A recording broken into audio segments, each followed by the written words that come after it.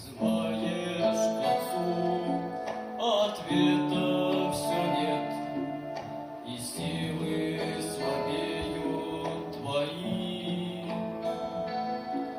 Но сердцу и сейчас кто-то нежно говорит: стань на колени. Может быть, еще раз в этот тихий час нужно тебе помолиться. Еще раз на колени склониться.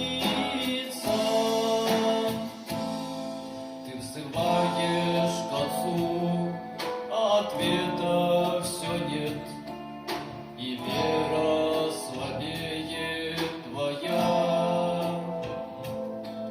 Но вспомни слова Иисуса Христа, молись постоянно.